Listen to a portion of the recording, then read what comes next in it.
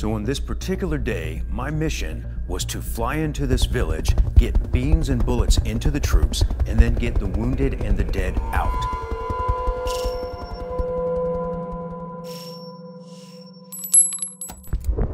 So it's late 1998, West Africa, Sierra Leone. My job is to run the helicopters to help fight the war against the rebels called the RUF.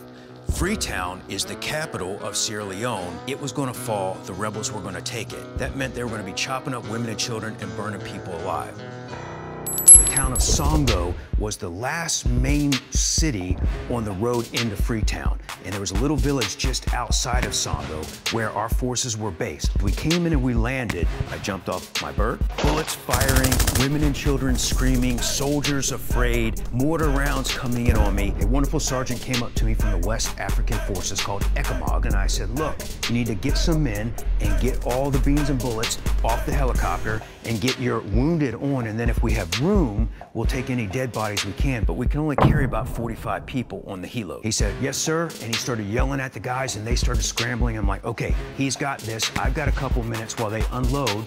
As I'm walking around the village, I hear a louder, deeper, heavy machine gun fire. I'm like, okay, that's worrisome because now they're bringing in anti-aircraft.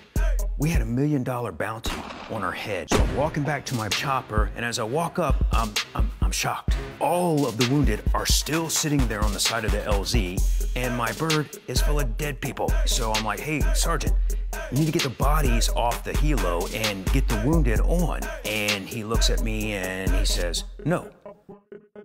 I look him in the eye and say, why the hell not? And he says, if our men are not buried in the land of their birth, they will not be able to find heaven. Oh.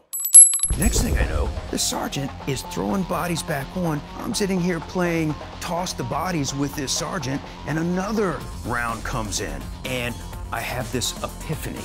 I walked up to the sergeant so I could gently explain to him the situation, and I knocked him out. I yelled at the troops, get on board the bird now and get those dead bodies off. I grab my unconscious sergeant, I chuck him in the bird. As we started to rise up, all I could think was, I don't know if those dead guys are ever gonna get to heaven, but I know that I got 45 guys that are gonna live to fight another day.